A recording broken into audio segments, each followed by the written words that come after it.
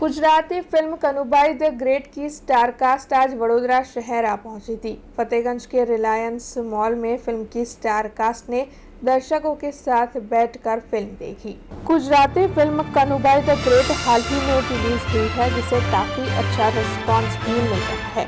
तब आपको बता दें कि आज Kanubhai the great Gujarati film की स्टारकास्ट वडोदरा शहर में आ पहुंची थी। जी खास કરીને વાત કરીએ મહેન્દ્રજી બાપુ, જે અત્યારે ગુજરાતી ફિલ્મનો જમાનો ચાલી રહ્યો છે, એવામાં તમને આ પિક્ચર બનાવવાનો કેવી રીતે ઈચ્છા જાગી?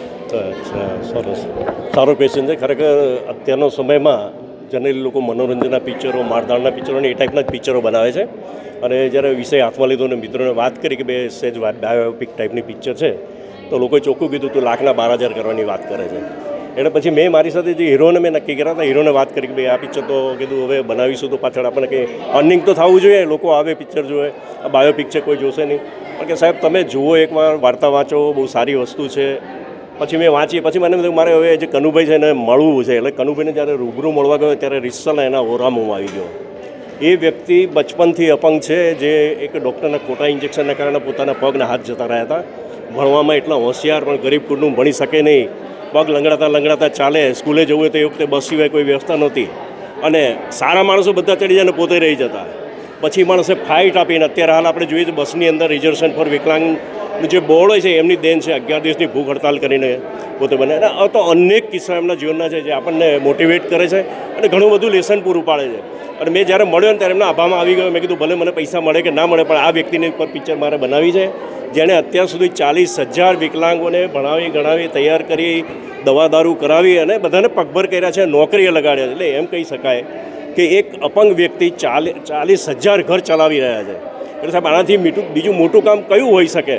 फिल्म के प्रोड्यूसर और एक्टर्स फतेहगंज के रिलायंस मॉल पहुंचे थे, जहां पर फिल्म के कलाकार और प्रोड्यूसर महेंद्र सिंह परमार की ओर से लोगों के साथ बैठकर फिल्म देखने का लुत्फ उठाया गया था।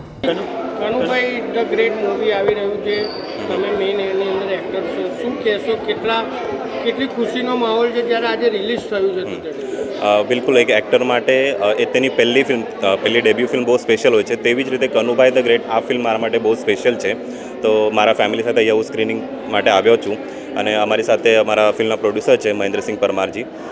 તો એમને હું પહેલાં થેન્ક યુ કહીશ કે આ ઓપોર્ચ્યુનિટી મને આપવા માટે. અને ફિલ્મ વિશે હું કહીશ કે આ ફિલ્મ એવા એક વ્યક્તિની છે જે આપણા ભારત અને આપણા ગુજરાત રાજ્યના એક ગૌરવ છે. કનુભાઈ ટેલર, એમના જીવન પર આધારિત આ ફિલ્મ છે. ના કે આ ખાલી બાયોપિક છે, પણ એની સાથે અમારા ડાયરેક્ટર અને રાઇટર ઇરશાદ દલાલજીએ એક મનોરંજનાત્મક વાર્તા સાથે આ ફિલ્મને પીરસી છે. તો આઈ એમ શ્યોર કે પબ્લિકને આ ફિલ્મ બહુ બધી ગમશે. અને આ ફિલ્મમાં ના કેવલ એન્ટરટેનમેન્ટ પણ સોશિયલ મેસેજ પણ આપેલા છે. તો યંગસ્ટર, નાના બાળકોથી લઈને મોટા લોકો બધાને આ ફિલ્મ જોવા જેવી છે. તો હું અપીલ કરીશ અને રિક્વેસ્ટ કરીશ કે પબ્લિકને પ્લીઝ એકવાર આ ફિલ્મ જોવા તમે જરૂર જજો. પહેલાં હું વિચારેલું આટલા મોટા પડદા પર દેખાશો? ઓનેસ્ટલી વિચાર્યું હતું, કારણ કે એ રાહ પર હું ચાલતો હતો.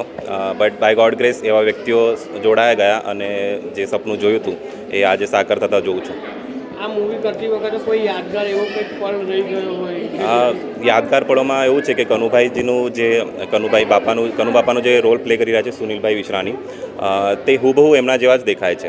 તો અમે જ્યારે સેટ પર હતા તો લોકો એમને આવીને મળતા અને એમને જ કનુ બાપા સમજીને એમને પગે લાગતા હતા. તો એ બધું નવાઈ લાગતું હતું.